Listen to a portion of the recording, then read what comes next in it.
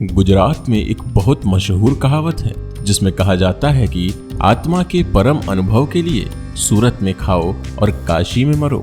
ये कहावत जो कहती है वह सही कहती है, क्योंकि सूरत शहर और इसका खाना है ही इतना लाजवाब कि आत्मा सच में तृप्त हो जाती है। सूरत में लोगों का भोजन के प्रति इतना प्रेम है कि यहाँ खुदरा गली नामक एक गली है जिसका अर्थ है खाने वालों की गली, या फिर अंग्रेजी में फूडीज लेन, जिसमें विभिन्न प्रकार के व्यंजनों के सभी स्टॉल हैं। यहाँ का मैसूर डोसा सबसे अधिक लोकप्रिय है। सूरत शहर में डुमस बीच एक ऐसा समुद्री किनारा है जो कि देश के सबसे हॉन्टेड स्थानों में से एक है। काली रेत वाले इस बीच पर माना जाता है कि जो एक बार सूरज ढलने के बाद इस बीच पर गया वह कभी वापस नहीं आया।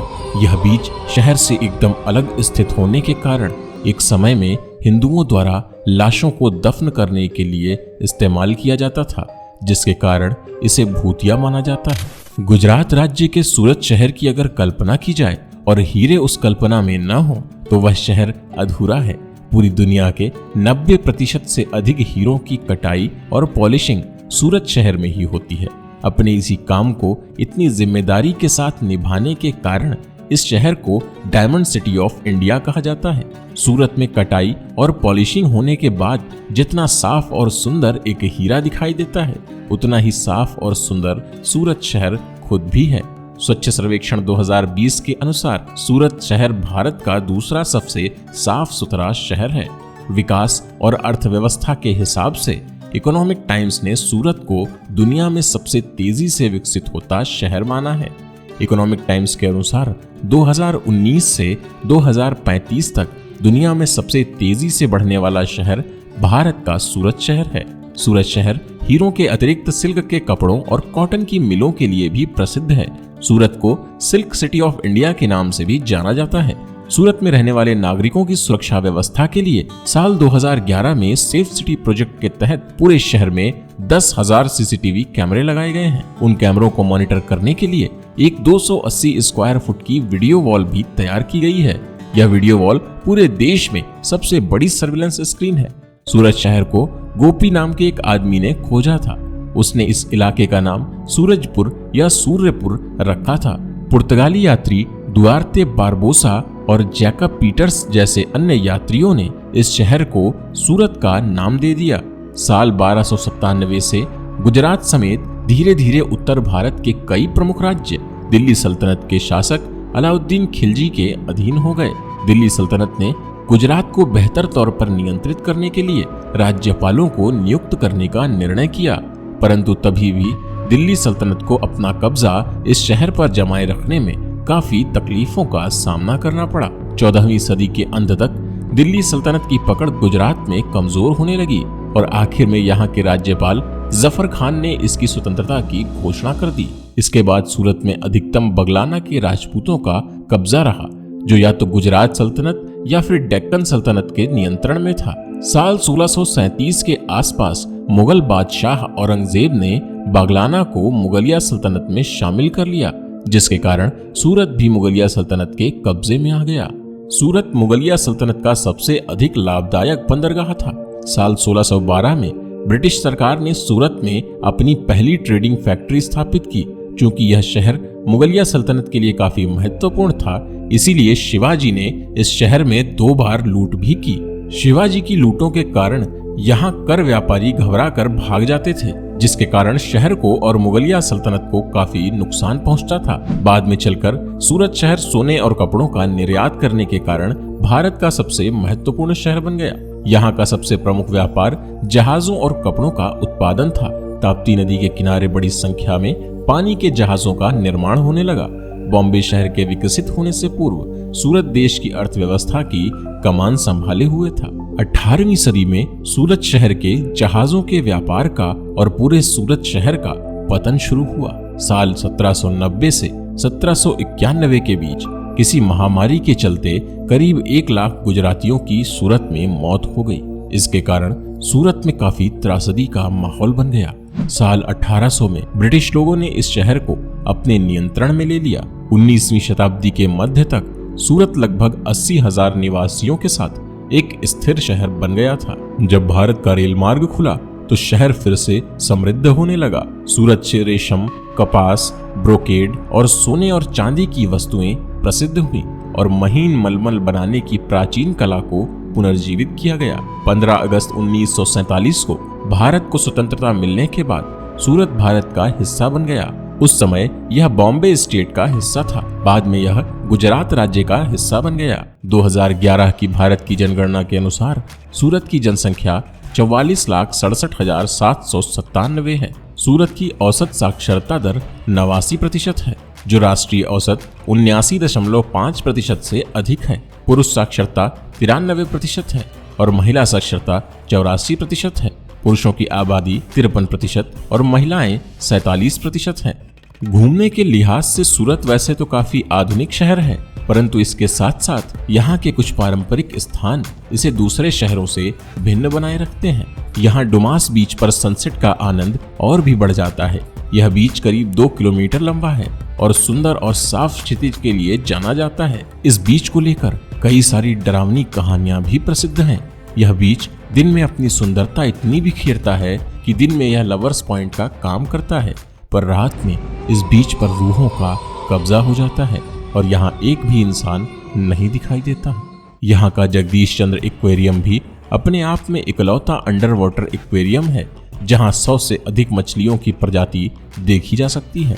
यहाँ करीब 50 वाटर टैंक्स हैं, जो अलग अलग मछलियों के लिए अलग अलग वातावरण बनाने का काम करते हैं, जिनमें से शार्क और जेली फिश के टैंक सबसे अधिक लोकप्रिय हैं। तापी नदी के किनारे करीब 1 एकड़ में बना हुआ सूरत का किला भी देखने योग्य है। पुर्तगालियों के आक्रमण से शहर को बचाने के लिए इस किले को 16वीं शताब्दी में बनाया गया था। इस किले की छत से पूरा शहर काफी सुंदर दिखाई देता है। यहाँ का डच गार्डन, जो कि डच सिमेट्री का एक हिस्सा है, काफी सुंदर दिखाई देता है। यहाँ बनी डच ऑफिसर्स की कब्रें और यह गार्डन इतनी खूबसूरती से मेंटेन किया गया है कि इन्हें देखने लोग दूर दूर से आते हैं। यहाँ का जेवियर लेक बर्ड वॉचिंग के लिए जन्नत है। देश विदेश के कई खूबसूरत पक्षी यहाँ आते हैं और अपना दर्शन देते हैं। यहाँ कई रेयर पक्षी भी देखे जा सकते हैं, जैसे lesser whistling duck, yellow fronted pied woodpecker, small blue kingfisher, Indian peafowl and purple sunbird. यहाँ का स्वामी नारायण मंदिर, जो कि तापी नदी के किनारे सुंदर इंग्रेविंग से बना मंदिर है, वैष्णव भक्तों के सबसे महत्वपूर्ण मंदिरों में से एक है।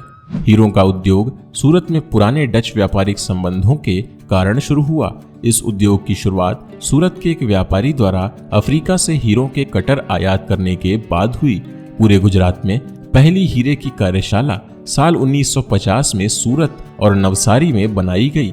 हीरे के उद्योग में सबसे अधिक कार्य करने वाले लोग गुजरात के सौराष्ट्र इलाके के हैं। साल 1970 से लेकर 1980 तक अमेरिकी बाजार में हीरों की बढ़ती मांग के कारण गुजरात के हीरा व्यापार में बहुत अधिक मात्रा में वृद्धि हुई। वर्तमान में सबसे अधिक हीरों की चमकाई की कार्यशालाएं सूरत के वराछा क्षेत्र में हैं। सूरत की अर्थव्यवस्था में हीरों के साथ साथ कपड़ा, पेट्रोकेमिकल, जहाज निर्माण, ऑटोमोबाइल, बंदरगाह आदि जैसे विनिर्माण और उद्योग क्षेत्र भी शामिल हैं। सूरत भारत में मैन मेड फाइबर का सबसे बड़ा केंद्र है। मैन मेड फाइबर की इस शहर में कुल 381 रंगाई और छपाई मिले हैं और 41,100 पावरलूम के केंद्र हैं। इसका कुल वार्षिक कारोबार लगभग 5 अरब रुपए का है। सूरत सालाना 9 मिलियन मीटर कपड़े का उत्पादन करता है, जो भारत में कुल पॉलिएस्टर कपड़े के उत्पादन का 60% है। अब ये शहर अपने टेक्सटाइल के निर्यात को बढ़ाने पर ध्यान दे रहा है। सूरत एक बंदरगाह शहर होने के कारण भारत का एक प्रमुख वाणिज्यिक और औद्योगिक केंद्र है। यह तेल और प्राकृतिक गैस निगम, Reliance Industries, Essar steel, Larsen and टर्बो, Krishak Bharati Sahakari, NTPC limited, Bharat petroleum, Indian Oil Corporation, UltraTech cement, SAIL, GAIL जैसी देश की कुछ प्रमुख कंपनियों का घर है।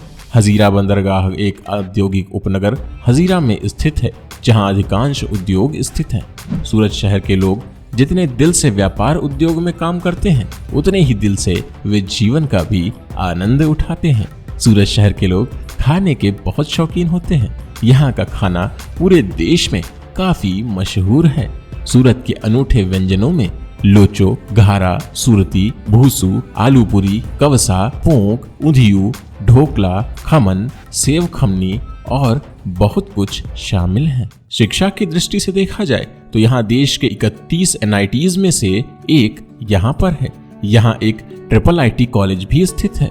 इसके साथ साथ यहाँ गवर्नमेंट मेडिकल कॉलेज भी स्थित है, जो कि 50 साल से भी अधिक पुराना है और सालाना 250 बच्चों को एडमिशन देकर पढ़ाने की क्षमता रखता है।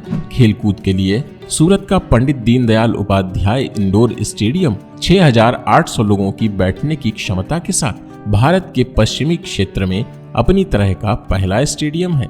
यह स्टेडियम अक्सर volleyball, table tennis, gymnastic, handball, मुक्केबाजी, कुश्ती, बैडमिंटन, बास्केटबॉल और टेनिस जैसे राष्ट्रीय और अंतर्राष्ट्रीय इंडोर खेलों का आयोजन करता है। यह सांस्कृतिक कार्यक्रमों, संगीत समारोहों, नाटक, फैशन शो, संगोष्ठियों, सम्मेलनों और कई अन्य आयोजनों के लिए भी एक सुविधाजनक स्थान है। यह शहर देश में आए किसी भी अच्छे बदलाव को अपनाने में हमेशा सबसे आगे रहता है। इसी कड़ी में यह शहर भविष्य में इलेक्ट्रिक व्हीकल सिटी के नाम से भी जाना जाएगा। यहाँ अभी तक 25 चार्जिंग स्टेशन बन चुके हैं और आगे 500 चार्जिंग स्टेशनों की शुरुआत होने वाली है। सूरत में 80% परिवहन वाहनों को इलेक्ट्रिक बनाने की तैयारी है। दुनिया में आए किसी भी अच्छे बदलाव को अपनाने में भारत का सूरत शहर सबसे आगे रहता है, पर इसके साथ साथ यह शहर अपनी संस्कृति को भी भूलता नहीं है और आधुनिकता और संस्कृति के बीच एक बराबर बैलेंस बनाए हुए देश का सबसे महत्वपूर्ण शहर बनता हुआ दिखाई देता है। तो दोस्तों, आपको हमारा ये वीडियो कैसा लगा हमें कमेंट करके जरूर बताइएगा और अगर आपको हमारा ये वीडियो पसंद आया हो तो इसे लाइक करना और चैनल को सब्सक्राइब करके बेल आइकन को क्लिक करना बिल्कुल मत भूलिएगा।